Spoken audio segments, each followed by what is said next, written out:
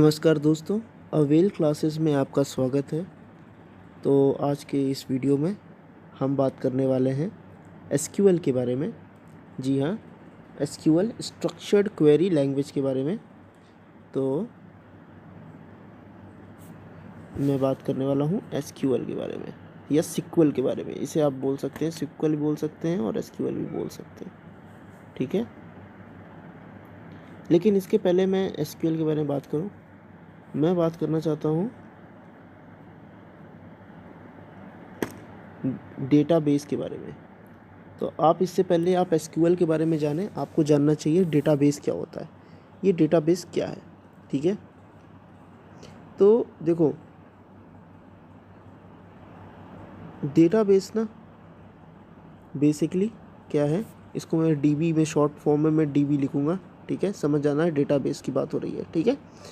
सो dB जो है यानी डेटाबेस जो है वो एक कलेक्शन है, एक कलेक्शन है सभी डेटास का। कैसे, मैं बताता हूँ। डेटास मतलब in the form of tables, ठीक है। आप इस कलेक्शन में जितने सारे टेबल्स आप बनाते हो वो सारे डेटा, उस सारे टेबल्स को कहाँ पे स्टोर कर सकते हो, डेटाबेस के अंदर स्टोर कर सकते हो, ठीक है। मान लो तुमने कोई एक टेबल बनाया, ठीक है। तुमने एक टेबल बनाया एम्प्लॉयज़ के नाम से, ठीक है। फिर तुमने एक टेबल बनाया स्टूडेंट्स के नाम से, ठीक है। एम्प्लॉयज़ में एम्प्लॉयज़ की डिटेल डाली, स्टूडेंट्स में स्टूडेंट्स की डिटेल डाली, तो तुमने दो टेबल्स तैयार किए, एम्प्लॉयज़ और स्टूडेंट को। अब ये जो दो टेबल्स हैं ना, इन दोनों को तुम कहाँ पे स्टोर कर सकते हो, ठीक है। इन दोनों को तुम डेटाबेस के अंदर स्टोर कर सकते हो, इन दोनों को। और दो ही नहीं, इससे कई ज़्यादा टेबल्स एक साथ ही स्टोर हो सकते हैं डेटाबेस के अंदर। तो डेटाबेस बेसिकली क्या है, डेटाबेस बेसिकली एक स्टोरेज है, ठीक है। स्टोरेज कह लो इसे, डाटा का स्टोरेज कह लो या डाटा का वेयर हाउस कह लो, कुछ भी कह सकते हो। इसको वेयर हाउस भी बोल सकते हो, इसको स्टोरेज भी बोल सकते हो। ठीक से चल नहीं रही है, सॉरी। या इसे, एक मिनट, स्टोरेज भी बोल सकते हो या इसे बोल सकते हो collection of all tables and datas. तो ऑल सारे टेबल्स का क्या है, ये कलेक्शन होता है, तो उसको बोलते हैं डेटाबेस, ठीक है। अब ये डेटाबेस तो समझ में आ गया भाई कि डेटाबेस क्या है। डेटाबेस हमारा सारे टेबल्स का कलेक्शन है, यानी हम एक डेटाबेस के अंदर ढेर सारे टेबल्स डाल सकते हैं। जैसे एग्जांपल के तौर पे यहाँ पे मैंने एक डेटाबेस बनाया, यहाँ पे मैंने एक डेटाबेस बनाया और उसका नाम मैंने रख दिया ABC, ठीक है। इसका नाम मैंने रख दिया ABC एग्जाम्पल के तौर पे। अब इस ABC के अंदर कई मैंने टेबल्स बनाए हुए हैं। जैसे कि मैंने एक टेबल बनाया हुआ है, मान लो एग्जाम्पल के तौर पे मैंने एक टेबल बनाया है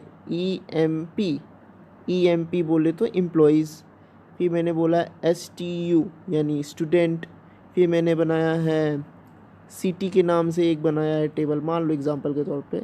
या मैंने एक टेबल बनाया हुआ है सोसाइटी के नाम से, ठीक है। और मैंने और ढेर सारी टेबल्स बनाए हुए हैं। तो इन टेबल्स को मैं कहाँ पे मैंने स्टोर कर दिया है, मैंने इन टेबल्स को स्टोर किया हुआ है ABC जो हमारा डेटाबेस है उसके अंदर मैंने स्टोर किया है। यानी एक तुम्हारा डेटाबेस है, ठीक है, उसके अंदर तुम्हारा स्टूडेंट भी आ गया, एम्प्लॉयज़ टेबल भी आ गया, सिटी टेबल भी आ गया और सोसाइटी टेबल भी आ गया, और ऐसे अनंत जो है कई टेबल्स आ सकते हैं, ठीक है। तो अब तुम समझ गए व्हाट इज़ डेटाबेस, ठीक है। डेटाबेस सारे टेबल्स का कलेक्शन होता है।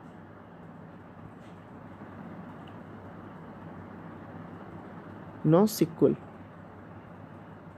के बारे में सोचते हैं, ठीक है, जिसको एसक्यूएल या सिक्वल या स्ट्रक्चर्ड क्वेरी लैंग्वेज बोलते हैं। तो स्ट्रक्चर्ड क्वेरी लैंग्वेज जो है बेसिकली क्या है, एक प्रोग्रामिंग लैंग्वेज है, एक प्रोग्रामिंग लैंग्वेज है, ठीक है। और इसका काम क्या होता है बेसिकली, ये जो हमारे डाटा होते हैं ना, डेटाबेस, ठीक है, ऐसे कई डेटाबेसेस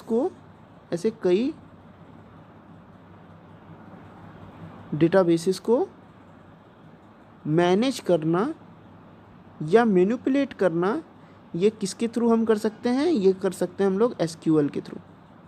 यानी एसक्यूएल की मदद से हम ABC जैसा, जो मैंने बताया था ना, ABC मैंने एक डेटाबेस बनाया है, ABC जैसे कई डेटाबेसेस को हम मैनेज और मैनिपुलेट कर सकते हैं, ठीक है, समझ में आ गया। यानी एसक्यूएल हमारा ऐसा लैंग्वेज है जिसके मदद से हम कई डेटाबेसेस को, जिसके अंदर कई टेबल्स हैं, उनको हम मैनेज कर सकते हैं या उनको मैनिपुलेट कर सकते हैं। मैनिपुलेट मतलब उसके अंदर हम चेंजेस ला सकते हैं, उनको बदल सकते हैं, उसमें कुछ चीज़ें ऐड कर सकते हैं, कुछ डिलीट कर सकते हैं, उसको बोलते हैं मैनिपुलेट करना या मैनेज करना, ठीक है।